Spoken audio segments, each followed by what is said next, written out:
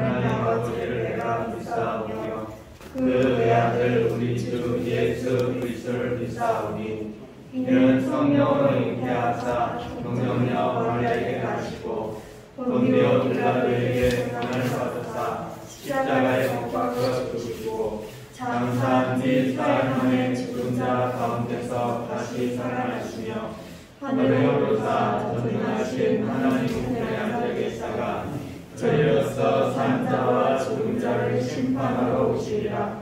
성령을 믿사오며 거룩한 공예와 성도가 서로 교통하는 것과 죄를 사하여 주시는 것과 몸이 다시 사는 것과 영원히 사는 것을 믿사옵나이다. 아멘.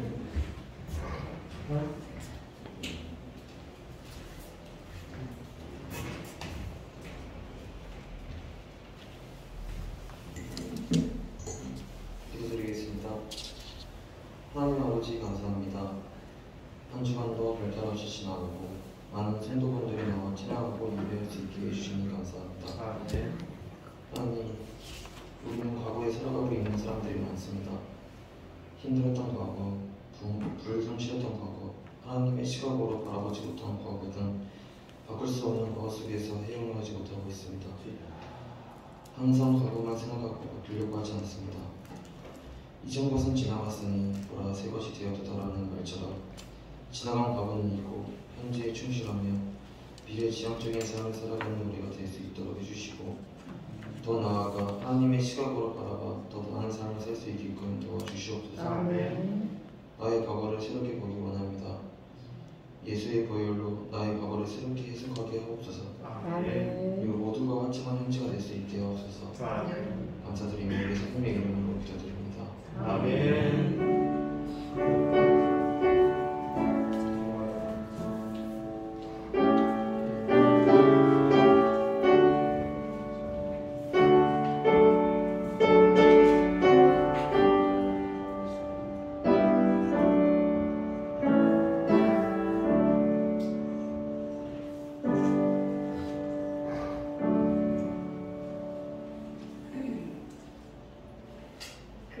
소식 알려드리겠습니다.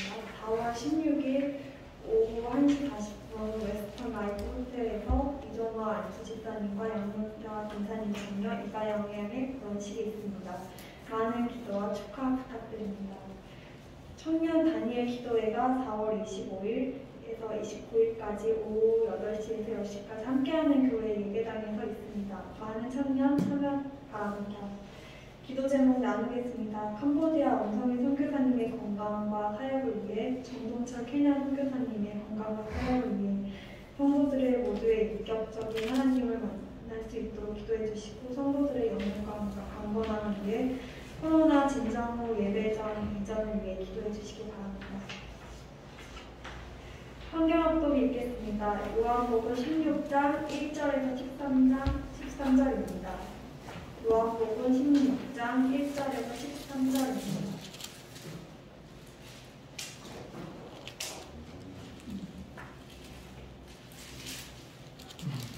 요한복음 16장 1절입니다. 읽겠습니다.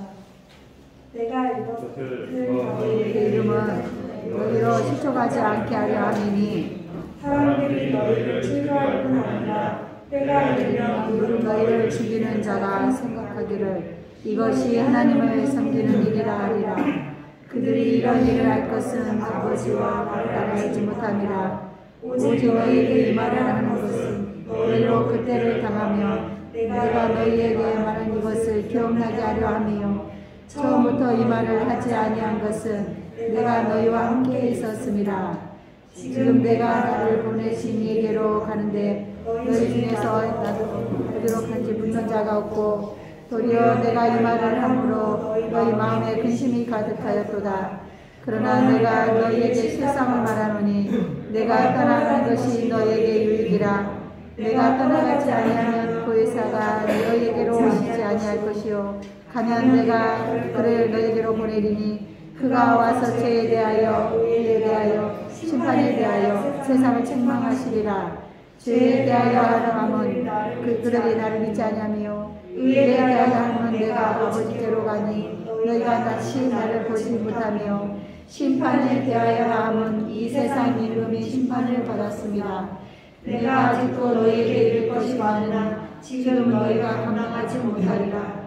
그러나 진리의 성령이 오시면 그가 너희를 모든 진리 가운데로 인도하시리니 그가 스스로 말하지 않고 오직 들은 것을 말하며 장래일을 너희에게 알리시리라.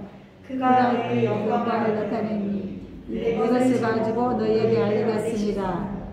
무릇 아버지께 있는 것은 다 것이라. 그러므로 내가 말하기를 그가 내 것을 가지고 너희에게 알리시리라 하였노라. 조금 있으면 너희가 나를 보지 못하겠고 또 조금 있으면 나를 버리라 하였으니 제자 중 아멘. 특송 나는 제 살리신 청년부 나와서 찬양을 합니다.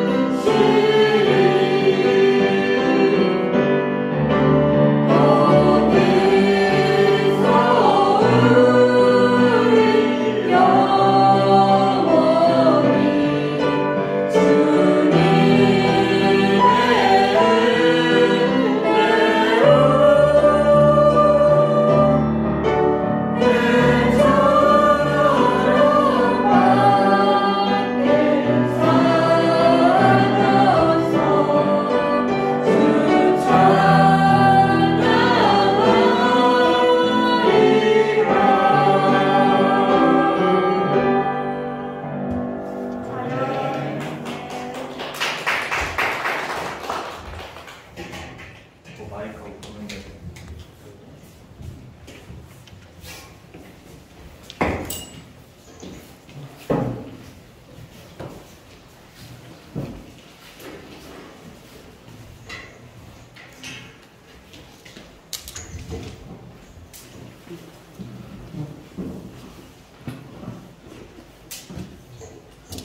한 주 동안 삶의 힘든 자리에서 최선을 다하고 열심을 내어 살아온 여러분들을 지지하고 축복합니다. 예배 사랑을 인사하겠습니다. 사랑합니다. 축복합니다. 축복합니다.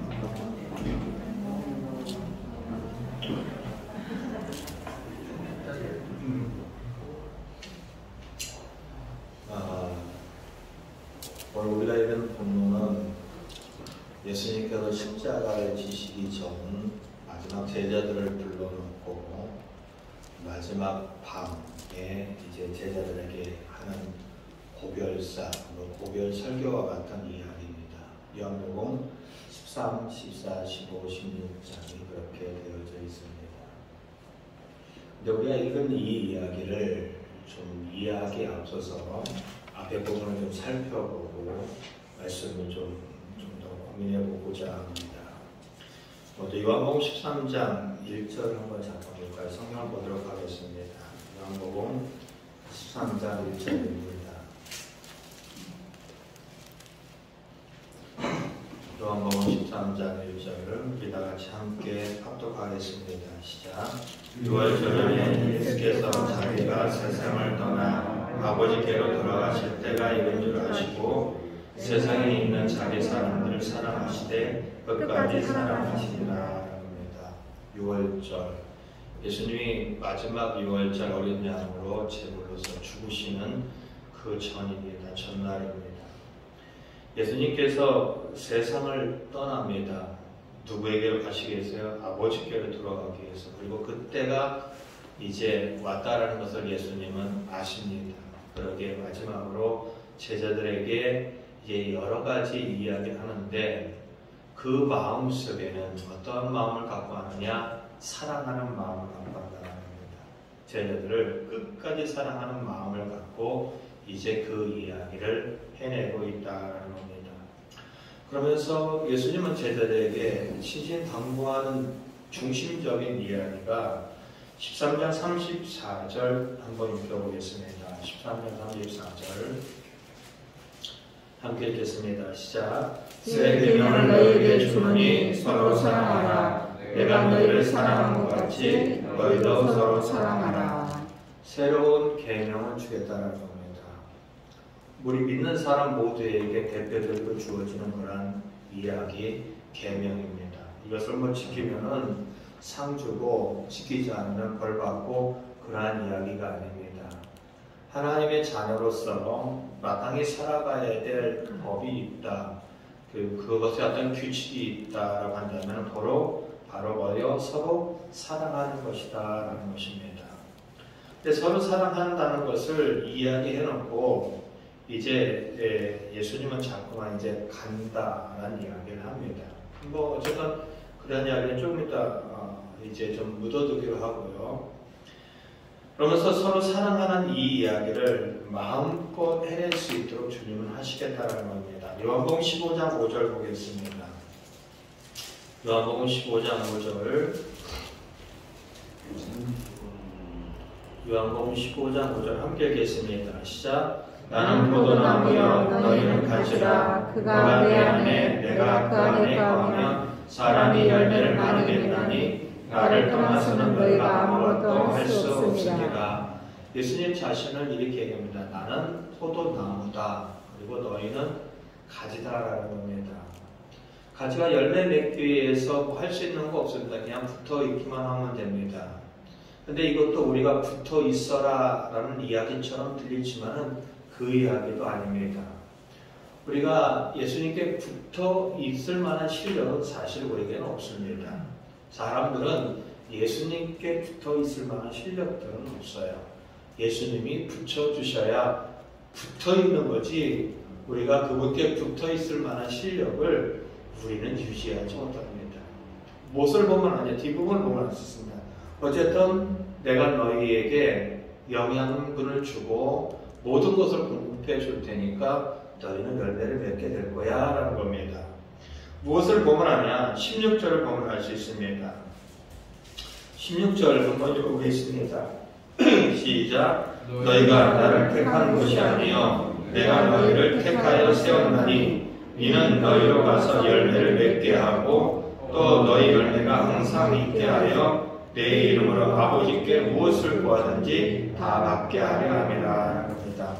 우리가 예수님을 선택한 것이 아닙니다. 우리가 예수님을 믿어준 것이 아니라 예수님이 우리를 선택했고 예수님이 우리를 믿게끔 해주셨다는 겁니다. 그 얘기입니다. 너희가 나를 택한 거 아니다. 내가 너희를 택했다라는 겁니다. 그리고 세웠다는 겁니다. 왜 그랬느냐? 이는 너희로 가서 열매를 맺게 하기 위해서라는 겁니다. 아까도 얘기했던 것처럼 포도나무와 가지를 얘기한다면은 예수님이 열매 맺게 하시기 위해서 우리를 택했다는 겁니다. 풍성한 열매를 맺게 하기 위해서 그렇게 하셨다는 겁니다. 이 이야기를 공동 번역으로 이렇게 얘기합니다. 너희가 하나님이 기뻐하는 선한 열매를 맺고자 한다면은 하나님은 항상 내 이름으로 구하는 모든 것에 응답해 주실 것이다 라는 이야기가 그런 식으로 표현되어 있다는 겁니다. 너희가 정말 하나님 기뻐하는 선한 열매를 맺고자 한다면은 하나님은 내 이름으로 구하는 너에게 항상 주실 거야 라고 그렇게 표현되어 있다는 겁니다. 다시 말하면 앞에 이 이야기를 본다면은 또 한 가지를 보고 좀 볼게요. 15절을 보면 이렇게 합니다. 이제부터는 너희를 종이라 하지 않겠다는 겁니다. 종은 주인이 하는 거, 다시 말하면 예수님이 하는 거, 하나님이 하는 거 알지 못한다는 겁니다. 너희를 뭐라 부르겠다고요? 친구라 부르겠다는 겁니다. 예수님은 하나님이십니다. 우리는 사람입니다. 하나님은 창조주고 우리는 피조물입니다. 근데 그 예수님이 우리와 같은 부류로 해주시겠다는 겁니다. 내가 너희의 친구가 되어주겠다. 내가 너희의 같은 부류가 되어주겠다라는 겁니다. 그래서 14장 1절로 가보면은 너희는 마음에 근심하지 말라. 그리고 하나님을 믿으니까 나를 믿어다 라는 겁니다. 이 이야기를 종합해보면 이러한 이야기입니다. 내가 너에게 열매 맺게 해줄 거야. 내가 너에게 뭐든지 다 해줄 거야. 그러니까 너희는 풍성한 열매를 맺으며 서로 사랑하며 정말로 멋있는 인생을 살아라라는 것이 예수님께서 그들에게 해내는 이야기라는 겁니다. 그 이야기를 마칠 때쯤에 되어 보면은 요한복음 15장 보세요. 17절 다시 볼게요. 15장 17절 읽겠습니다. 시작. 내가 이것을 너에게 명함은 너희로 서로 사랑하게 하려 함이라. 다시 말하면은 서로 사랑하게 하기 위해서 포도나무 이야기도 했고 다른 이야기도 했다라는 겁니다. 너희들 내가 책임져 줄게. 내가 너에게 필요한 모든 것을 공급해 줄 테니까 마음껏 사랑하며 마음껏 열매 맺는 삶을 살아가라 라고 예수님은 그렇게 말씀하고 있다라는 겁니다. 근데 예수님은 이런 얘기를 해놓고 정말로 말도 안 되는 이야기 같은 것을 해내고 있습니다. 말도 안 되는 것 같은 이야기를 하고 있습니다. 요한복음 15장 18절 읽겠습니다. 18절입니다. 시작. 세상이 너희를 미워하면 너희보다 먼저 나를 미워할 줄 알라 합니다. 세상이 너희를 미워할 거야 라는 겁니다. 왜 미워할까요? 세상은 예수님을 인정하지 않고 미워했습니다. 우리도 예수님과 같은 부류이기 때문에 예수님을 미워했던 세상은 예수님과 같은 부류인 제자들 그리고 우리들을 미워할 것이다 라는 것으로 말씀하고 있다는 겁니다. 거기서 끝났으면 좋겠어요. 말씀이 여기서 끝났으면 좋겠어요. 근데 예수님은 이러한 이야기를 합니다. 16장 1절 보세요. 내가 너희에게 이름은 너희로 실족지 않게 하기 위해서 내가 이 말을 이제 앞으로 하는 것은 너희들이 넘어지지 않기 위해서 너희들이 믿음을 잃지 않기 위해서 이 말을 한다는 겁니다. 이 말은 어떠한 이야기냐면 2절 보세요. 사람들이 너희를 출교할 뿐 아니라 때가 이르면 무릇 너희를 죽이는 자가 생각하기를 이것이 하나님을 섬기는 일이라 하리라. 4절 오직 너희에게 이 말을 한 것은 너희로 그때를 당하면 내가 너희에게 한 말을 기억하게 하겠다는 겁니다. 다시 말합니다. 때가 이르면 그리고 그때를 당하면 미래의 이야기입니다. 미래. 앞으로 너희들은 출교를 당할 거야. 앞으로 너희는 죽음을 당할 거야 라는 겁니다. 출교가 뭐냐면은 이스라엘의 공동체가 회당이라는 중심으로 그들의 삶이 유지되어 있습니다. 그리고 그 사회는 종교와 정치가 분리되어 있지 않습니다. 유대인들에게 있어서 가장 율법을 범한 자들에게 주어지는 최고의 형벌은 이 회당에서 쫓아내는 거예요. 그걸 하겠다는 겁니다. 회당에서 쫓겨난다는 것은 종교의 공동체에서 쫓겨난다 이 정도가 아닙니다. 그들이 갖고 있는 종교의 공동체에서 쫓겨날 뿐만 아니라 그들의 사회 속에서 그리고 그들이 갖고 있는 삶의 모든 처단에서 쫓겨나는 겁니다. 그들이 예수님과 같은 부류라는 이유만으로 그들이 평생을 살아왔던 삶의 터전에서 쫓겨나고 격리되고 외면당할 뿐만 아니라 앞으로 너희는 그들을 통하여서 죽음까지도 당할 것이다 라고 얘기합니다. 그럼 예수님이 제자들을 사랑한다고 얘기했잖아요. 그리고 제자들에게 앞으로 어떠한 일이 생길 줄 알잖아요. 그러면 어떻게 됩니까? 보호해 줘야 되잖아요. 그 예수님이 그 제자들을 보호해 주고 책임져 줘야 될 텐데 사랑하시는 예수님은 뭐라고 얘기하냐면은 나는 간다라고 얘기하고 있다는 겁니다. 나는 간다라고 합니다. 누구에게 간다고요? 하나님께로 간다라는 겁니다. 아니 도와줘야 되는데 앞으로 고난이 기다리고 있고 앞으로 죽음이 기다리고 있고 앞으로 내가 한 번도 겪어보지 못하는 예상치 못했던 힘들고 어려운 일이 기다리고 있는데 예수님이 막아주셔야 되잖아요. 왜요? 사랑하니까 막아주셔야 되잖아요. 근데 예수님은 그렇게 하지 않습니다. 5절 보세요. 지금 내가 나를 보내신 이에게로 가는데 너희 중에 나더러 어디로 가는지 묻는 자가 없다는 겁니다. 예수님이 앞으로 너희들 죽음을 당할 거고 출교를 당한다고 하는데 예수님이 가신다는 이야기가 귀에 들어오긴 하겠어요? 그러니까 그 당연히 제자들은 묻지는 않겠죠. 근데 6절 보세요. 그 말을 들었던 제자들은 마음에 뭐가 있습니까? 근심이 가득하다. 근심이 가득해요. 왜? 라는 겁니다. 근데 예수님은 이 이야기를 처음부터 제자들을 부를 때 이야기하지 않았어요. 죽음 직전에 이 이야기를 했습니다. 그 전에 예수님과 함께 있을 때는 이런 일이 없었거든요. 왜요? 4절에 보면은 예수님이 그들과 함께 있었기 때문이라는 겁니다. 함께 있으면 되잖아요. 함께 있으면 지켜주시고 함께 있으면 죽음을 면할 수 있고 함께 있으면 고난의 시간들을 잘 지나갈 수 있을 텐데 예수님은 떠나간다라고 얘기합니다. 7절 보세요. 제자들의 마음은 근심이 가득한데도 불구하고 예수님은 뭐라고 말씀하시느냐?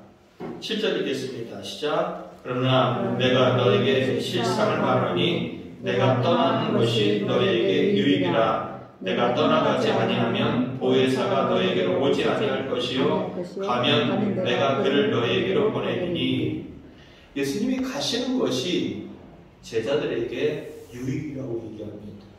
아니 고난이 기다리고 있는데 죽음이 기다리고 있는데 예수님이 떠나가는 것이 제자들에게 고난을 맞이할 제자들에게 죽음을 맞이할 제자들에게 유익이라고요.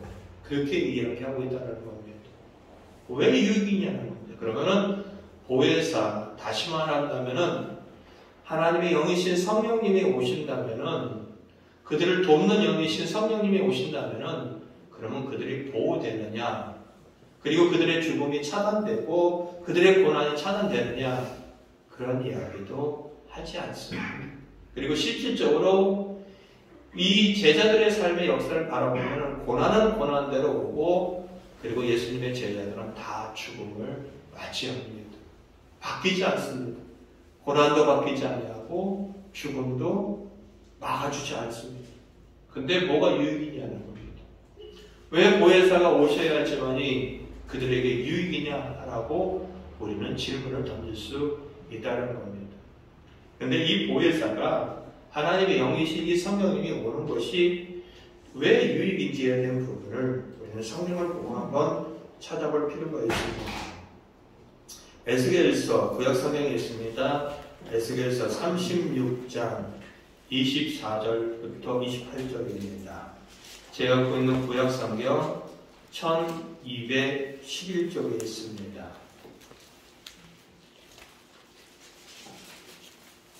1209쪽에 있습니다. 1209쪽 에스겔서 36장 24절부터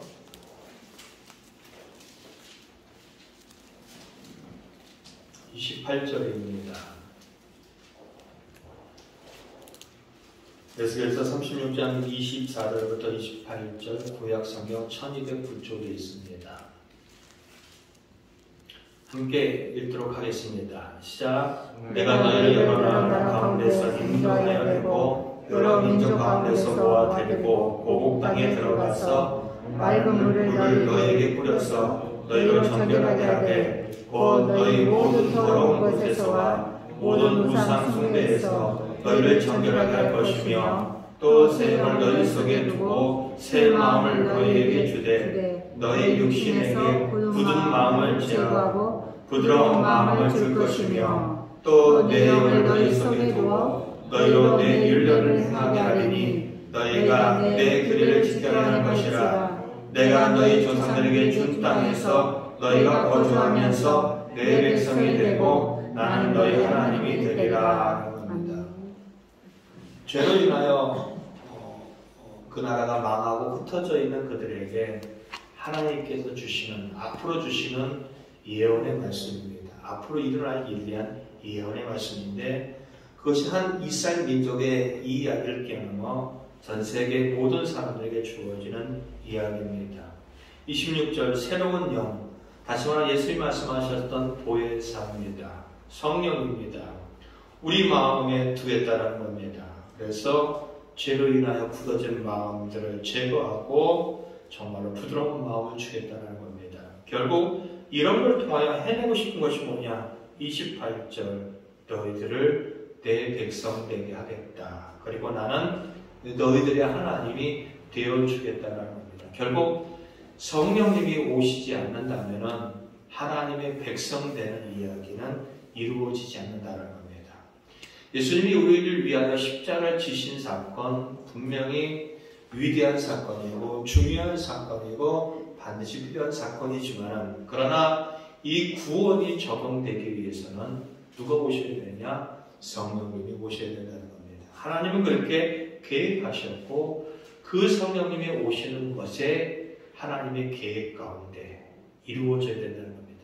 예수님도 어느 날 온 것이 아니라 하나님께서 우리를 구원하시기 위해서 이 땅에 그 계획 가운데 오셨고, 그리고 구원의 계획을 완성하기 위해서 성령님이 오셔야 된다는 겁니다. 그래야지만이 하나님의 백성이 되어지고 우리는 하나님이 우리의 하나님 되어줄 수 있다는 겁니다. 요엘서도 마찬가지입니다. 구약성경 뒤를 조금만 더 가면 요엘서가 나옵니다. 요엘서 2장 28절입니다. 제가 갖고 있는 구약성경 1273쪽입니다. 1273쪽입니다. 요엘서 2장 28절부터 보겠습니다. 1273쪽입니다. 함께 읽도록 하겠습니다. 시작. 그 후에 내가 내 영을 만민에게 부어주리니 너희 자녀들이 장래 일을 말할 것이며 너희 늙은이는 꿈을 꾸며 너희 젊은이는 이상을 볼 것이며 그때 내가 또 내 영을 남종과 여종에게 부어줄 것이며 내가 이적을 하늘과 땅에 베풀리니 피와 불과 연기 기둥이라. 여호와의 크고 두려운 날이 이르기 전에 해가 어두워지고 달이 핏빛같이 변하려니와 누구든지 여호와의 이름을 부르는 자는 구원을 얻으리니 이는 나 여호와의 말대로 시온 산과 예루살렘에서 피할 자가 있을 것이며 남은 자 중에 나 여호와의 이름을 부름을 받은 자가 있을 것이니라. 28절 보세요. 그 후에 내가 내 영을 누구에게 부어준다고요? 만민에게입니다. 모든 사람에게 부어준다는 겁니다. 다시 말하면 예수님은 예루살렘에서 죽으셨습니다. 근데 그 죽음이 누구에게 적용되더라고요? 만민에게. 세상 모든 나라, 세상 모든 민족, 그리고 지나간 세대, 그리고 그 당시에 살고 있는 세대, 앞으로 살아내야 될 모든 세대, 그 만민 중에 하나님의 백성을 부르시기 위하여 누가 오셔야 되느냐? 성령님은 오셔야 된다는 겁니다. 그래서 32절 누구든지 여호와의 이름을 부르는 자는 구원을 얻을 수 있도록 해내겠다는 것이 하나님의 계획이라는 겁니다. 이러한 이야기가 다시 한번 요한복음 16장으로 다시 한번 돌아오겠습니다. 이러한 차원에서 유익이라는 겁니다. 그런데 이 성령님은 다시 말하면 예수님의 십자가의 죽음이 너희들 죄 없다라고 인정받기 위해서는 반드시 어떤 절차가 필요하냐? 성령님께서 우리에게 함께 하시는 절차가 반드시 필요하다는 겁니다. 그리고 그뿐만 아니라 요한복음 16장 다시 한번 보겠습니다. 16장 13절입니다. 16장 13절 읽겠습니다. 시작. 그러나 진리의 성령이 오시면 그가 너희를 모든 진리 가운데로 인도하시리니 그가 스스로 말하지 않고 오직 들은 것을 말하며 장래 일을 너희에게 알리라. 성령님이 오시면, 보혜사 성령님이 오시면, 보혜사가 오시면 너희를 모든 진리 가운데로 인도해 주시겠다는 겁니다. 그분이 오시면은 8절에 보면은 죄에 대해서, 의에 대해서, 심판에 대해서 말씀해 주신다는 것입니다. 9절, 10절, 11절이 그 얘기예요. 죄에 대해서 말하면은 예수님을 믿지 않는 것이 어떠한 죄인지를 깨닫게 하시고, 또한 10절에 보면은 10절에 보면은 의에 대해서라고 얘기합니다. 그를 쉬움만으로 좀 읽으려고 하겠습니다. 내가 아버지께로 돌아가고 너희가 나를 보지 못하게 된다는 것이 하나님의 정의를 나타낸 것이라고 너희들은 그때 가서 깨달을 것이라고. 다시 말한다면 예수님이 왜 우리에게 고난이 주어질 줄 알면서도 가는 것이 옳다라는 것을 너희는 그때가 되면은 그 성령님을 통하여 알게 될 것이다 라는 것이 그 10절의 이야기라는 겁니다. 그리고 11절 세상의 임금들이 하나님 앞에 심판을 받았다면 어느 누구도 그 심판에서 자유로울 수 없다라는 것을 알게 하실 것이다 라고 이야기합니다. 이제는 말씀을 좀 정리해 보고자 합니다. 여전히 알지 못하는 것 같은 이야기입니다. 그냥 제자들은 편하게 살았으면 좋겠고 제자들은 그냥 보호받았으면 좋겠는데 예수님은 그거를 그냥 무시하고 그냥 하나님의 뜻대로만 가는 것 같습니다. 우리 인생도 그렇죠.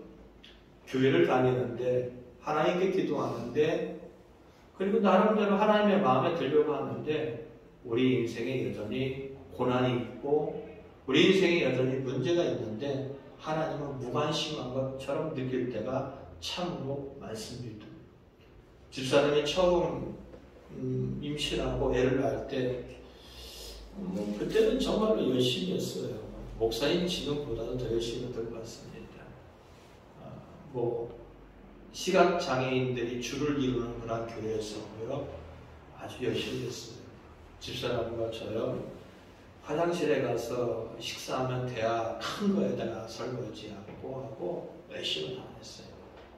그리고 그때 마음속에 하나님께서 나에게 복을 많이 주실 것 같아요. 근데 제가 직장 생활하는 것에 한계가 있어요. 하나님이 거기다가 내 물질을 담아주지 못할 것 같아요.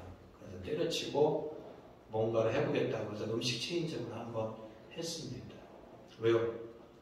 뭐 새벽마다 기도하고 열심히 봉사하고 하나님 막 복 주실 것 같은 마음이 막 드는 거예요. 뭐 그런 시점이 있을 때 집사람이 또 이제 그 전에 임신을 했어요. 그러면은 내가 갖고 있는 마음속에 집사람이 고통받지 말고 애가 잘 나와야 되잖아요. 뭐 출산날이 돼서 딱 가서 애를 낳아야 되는데 거의 뭐 하루 종일 그냥 진통을 하는 거예요. 저는 바깥에 기도하는 겁니다. 하나님 하면서 그냥 순산하게 해주시고 어쩌고저쩌고 막 하는 거예요. 근데 고통은 고통대로 다 받고 결국 제왕절개 수술을 해서 제왕절개 수술을 해서 첫째가 태어났습니다. 어쩌면 삶의 현실이 그런 것 같아요. 그럼 그때 가서 우리가 갖고 있는 것은 하나님 앞에 분노도 안 나요. 하나님이 믿기는 하고 왜 그런가에 대한 얘기를 했지만은 하나님한테 뭐라고 어떻게 얘기해도 못하고 내 믿음이 없었던가 하늘 뜻이 있었던가 뭐 그런 생각도 안 해요. 그냥 하나님 앞에 서오는 마음일 뿐이에요. 제가 딱 들어줬으면 좋았을 텐데 우리가 살아가면서 보다 보면은 정말로 하나님은 우리를 외면하는 것 같고 하나님은 우리에게 무관심한 것 같고 그럴 때가 참으로 많아요. 늘상 얘기하는 것처럼 하나님께서 우리에게 잘 먹고 잘 사는 것, 살게 하는 것이 주된 이유라고 한다면 예수님은 십자가에 못 박을 필요가 없어요. 왜요? 하나님은 예수님은 십자가에 못 박지 않고도 우리 잘 먹고 잘 살게 할 수 있어요. 그런데 하나님이 친히 예수님을 이 땅에 보내주시고 십자가에 못 박았다라는 이야기는 우리에게 잘 먹고 잘 사는 그 이상의 이야기가 분명히 있다는 겁니다. 그리고요, 교회 열심히 다니고 하나님을 열심히 믿는데도 불구하고 여전히 가난하고 여전히 고난이 끝나지 않고 힘들게 살아가는 사람들 참 많아요. 그럼 그들 신앙이 잘못됐느냐? 그것도 아니라는 겁니다. 그것도 아니라는 겁니다. 오늘 이 문제가 우리 인생 가운데 제자들에게 갖고 있는 당연한 똑같은 이야기인지 모르겠습니다. 왜 보호해 줘야죠? 왜 도와줘야죠? 막아주셔야죠? 근데 막아주지 않고 야, 내가 떠나가는 게 너희들이 그렇게 앞으로 고난을 당하고 죽음을 당할 걸 알면서도 불구하고 내가 이제 죽음의 십자가, 너희를 위하여 십자가에 죽는 이 고난을 감당하고 너희의 죄를 용서하고 그리고 이 모든 것들이 세상의 모든 만민들이 구원을 받을 수 있도록 성령님이 오시는 것이 너희에게 유익이다. 지금 이해하지 못하지만은 그분이 오시면은 그것이 왜 유익인지를 너희들은 알게 될 것이다 라고 이야기하고 있는 겁니다. 이 말씀을 통하여 성령님이 오시면 그가 진리로 너희를 인도하실 것이다. 진리. 무엇이 옳은지 알게 하실 것이다. 막아주는 것이 옳은 건지 아니면 떠나가시는 것이 옳은 건지 알게 하시겠다. 이걸 통하여서 우리는 알아야 됩니다. 무엇을 알아야 되냐? 저도 목사지만은 여러분과 똑같이 아침에 일어나서 일터로 달려가고 똑같이 돈 벌고 살아갑니다. 사람에게 시달리고 흔히 말하는 먹고 살기 위해서 일을 합니다. 어느 날은요, 아침에 눈을 뜨면은 하루아침에 어떠한 일을 하고 어떻게 진행해야 되고 뭐를 준비해야 되고 머리에 가득해요. 그리고 저녁에 잠들 때쯤 되면은 그 다음날 뭐를 해야 되고 어떻게 해야 되고 머리에 가득해요. 머리가 이렇게 좋지 않고 기억력이 자꾸만 쇠퇴하고 그러니까 핸드폰에다 적어요. 무슨 재료가 뭐를 준비해야 되고 그리고 몇 시에 뭐를 해야 되고 다 적어요. 흔히 말하는 저의 삶의 대부분도 여러분과 다르지 않고 먹고 사는 것에 정신 팔려 있어요. 먹고 사는 일에 집중하고 있고 먹고 사는 일에 다 거기에 있어요. 근데 한번 돌아보자는 거예요. 우리가 얼마나 가지면 사람다워질 수 있을까요?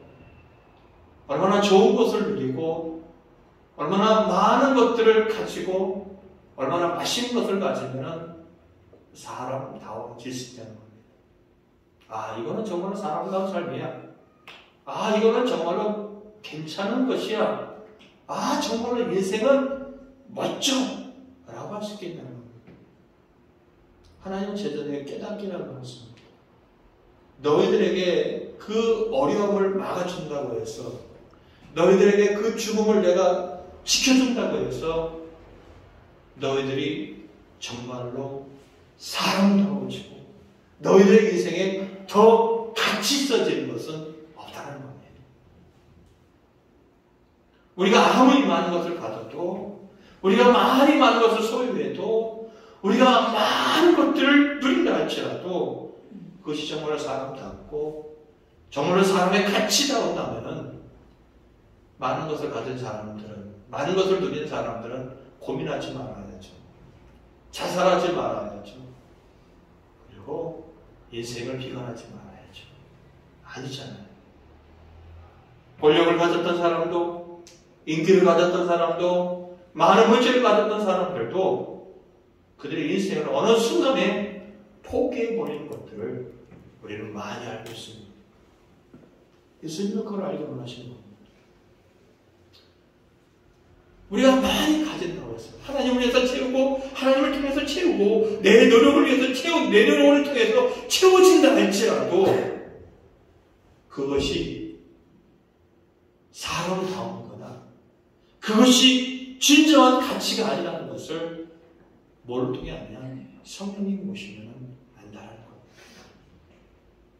그것이 채워진다 할지라도 내가 정말로 만족스럽고, 내가 정말로 나답고, 내가 정말로 아 그거야 라고 할 정도로 아니라는 것을 성령님이 오시면 알게 한다는 것입니다. 우리는 고민해 볼 필요가 있습니다. 어떻게 사는 것이 정말로 사람답게 사는 것이냐. 그리고 나에게 다가오고 있는 지금 고난이 있고 내가 당하는 고난이 있다면 그것은 과연 무엇이냐에 대한 고민을 우리는 할 필요가 있다는 겁니다.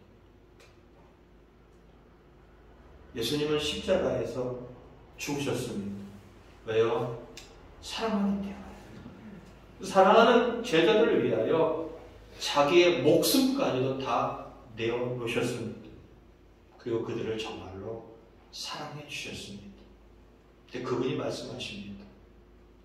내가 너희를 떠나가는 것이 너희들에게는 정말로 좋은 거야.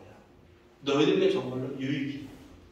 내가 떠나가고 성령이 오셔도 너희들의 고난을 막아주지 않을 것이고, 그리고 너희들의 죽음을 막아주지 않는다 할지라도 너희들은 그를 통하여 구원을 얻을 수 있고, 인생의 참된 가치를 발견할 수 있고, 그리고 인생의 방향을 읽을 수 있고, 그리고 너희들이 정말로 너희다워질 수 있기 때문에 그것이 너희에게는 유익이야 라고 예수님은 말씀하고 있다는 겁니다.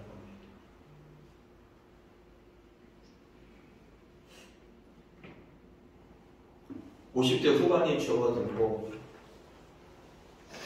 정말로 살아간다는 것이 녹록지 않고, 그 살아가는 것이 쉽지 않다는 것을 여전히 느낍니다. 돈이 없어서 물어보기도 했고, 억울한 일을 당해서 참 기가 막히기도 해봤습니다. 많이 가져보지는 못했습니다. 가난이 뭔지를 압니다. 근데 먹고 싶은 거 먹을 수 있는 정도의 상황은 저에게 주어져 있습니다. 근데요, 죄송한 얘기지만은 맛있는 거 먹으면 먹을수록 맛이 없는 것 같아요. 그리고 가지면 가질수록 그것이 좋다고 생각하지 않는 것 같습니다. 제 짧은 경험입니다. 제가 갖고 있는 수준의 경험입니다. 이는 여러분들이 인생에 대해서 진지하게 한번 고민해 봤으면 좋겠습니다. 도대체 하나님께서 나를 불러놓고 내 인생도 도와주지 않는 것 같은 그 하나님이 나를 왜 교회에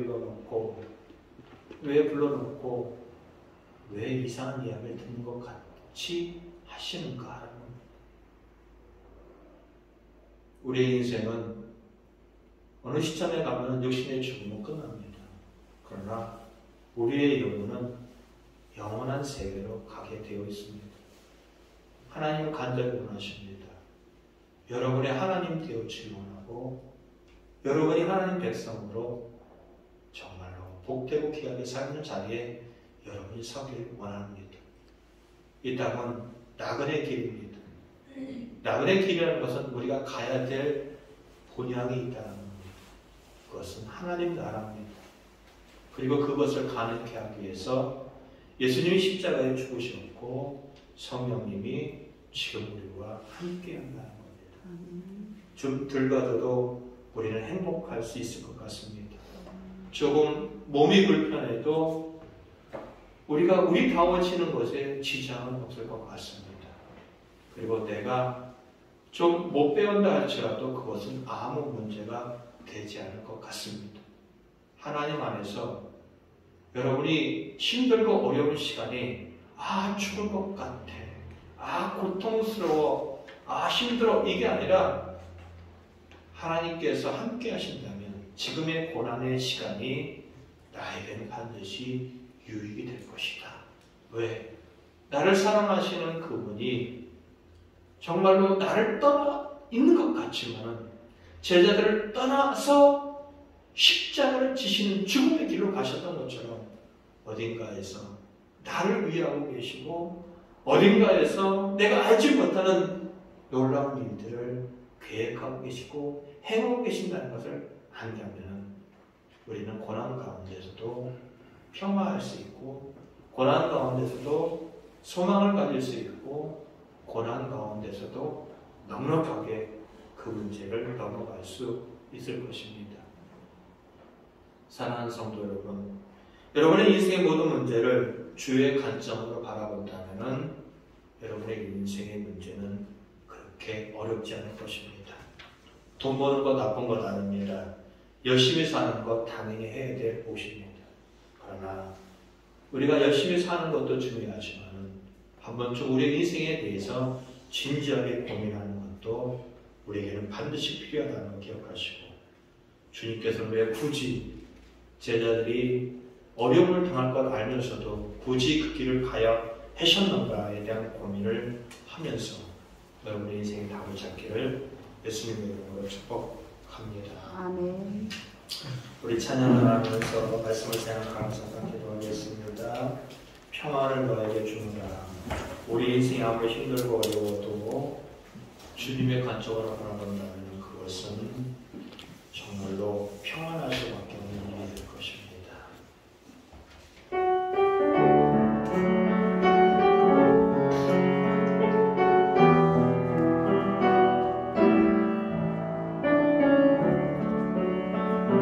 평안을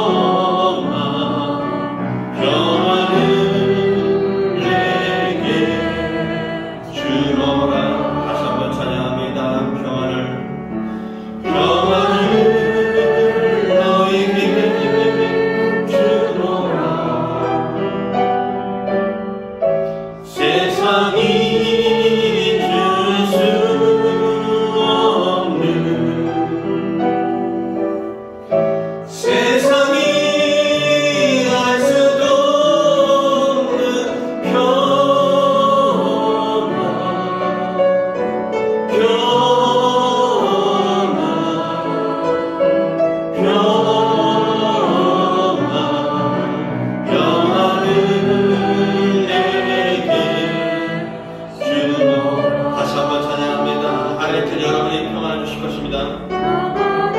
여러분이 아무리 고난 가운데 있다 할지라도, 여러분에게 풀리지 않는 문제 가운데 있다 할지라도 주님의 관점으로 바라본다면 여러분은 그 자리에서 평안할 수 있습니다. 여러분이 어떠한 고난의 문제 있다 할지라도 주님의 관점에서 바라본다면 여러분은 소망을 가질 수 있습니다. 하나님이 함께 하시고 하나님이 사랑하십니다. 눈에 보이지 않는다 할지라도 그분이 여러분을 위하고 계십니다.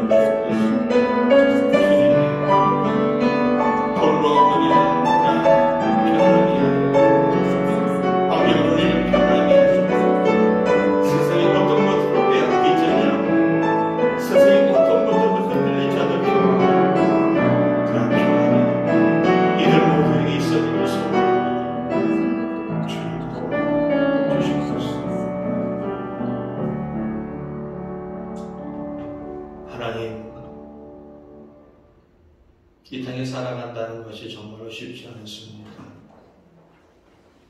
학생들, 청년들, 장년들, 그리고 노년들 어느 누구도 예외 없이 하나님을 잘 믿는 자든 그리고 잘못 믿는 자들 모두가 여전히 고난 가운데 노출되어 있고 삶의 여러 가지 상황들 가운데 우리가 노출되어 있는 것을 잘 알게 됩니다. 어느 누군가는 어느 누구에게도 말하지 못하고 정말로 가슴을 찢으며 우는 이들도 있을 것입니다. 그들이 갖고 있는 고통이 너무 힘들고 그들이 갖고 있는 삶의 현장이 너무 처절하여서 하나님 앞에 기도하는데 하나님이 응답하지 않는 것 같은 현실을 만나기도 할 것입니다. 하나님, 우리에게 눈을 열어서 하나님의 시선으로 우리 인생들을 바라볼 수 있도록 도와주시옵소서. 어떻게 사는 것이 잘 사는 것인지, 어떻게 사는 것이 사람답게 사는 것인지, 어떻게 살아내야 되는 것이 정말로 만족스러운 것인지에 대한 부분들을 우리에게 알게 하여 주시옵소서. 그리고 이들 모두가 세상이 줄 수 없는, 세상에 어떠한 것으로도 빼앗기지 않는 하나님의 평안을 허락하여 주시옵소서. 고난의 자리에서도 너그러울 수 있고 삶의 처절한 현장 속에서도 웃을 수 있고 그리고 너무 지친 삶의 현장 속에서도 소망을 가질 수 있는 어떠한 것을도 흔들리지 않고 빼앗기지 않는 하나님의 평안을 허락하여 주시옵소서. 그리함으로 말미암아 그들의 삶에 여러 가지 문제가 닥친다 할지라도 넉넉하게 그 길을 걸어갈 수 있고 넉넉하게 그 길을 넘어갈 수 있는 그런 힘을 갖게 하여 주시옵소서.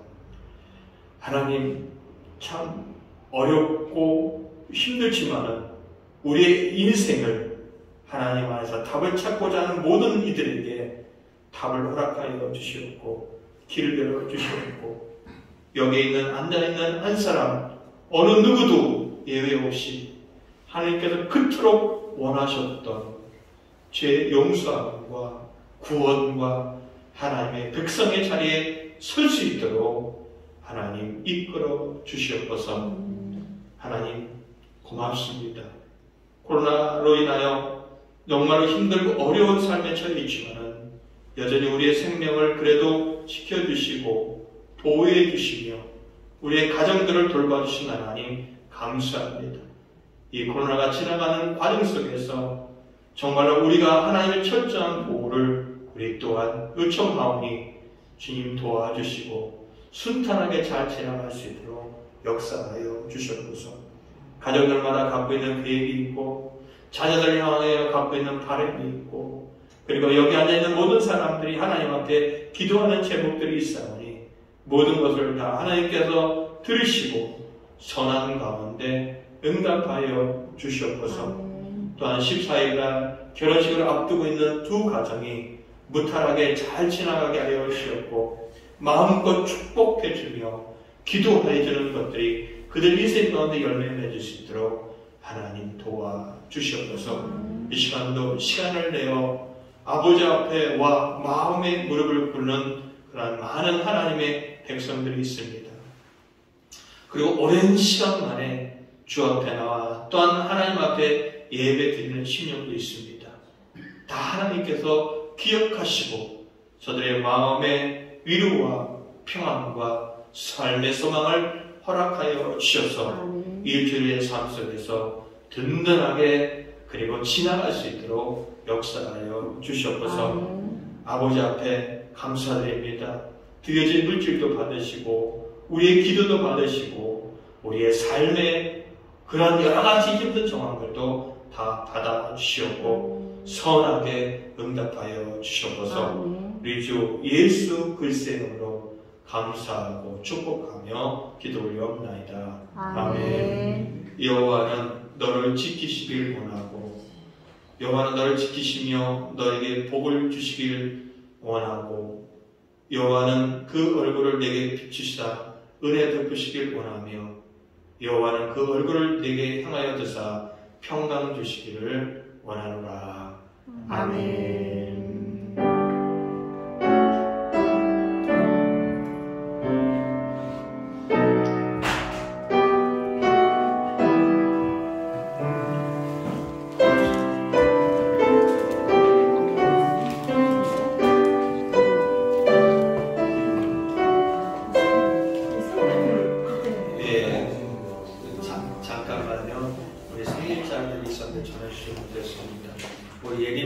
지원이 지금 앞으로 나눠주세요.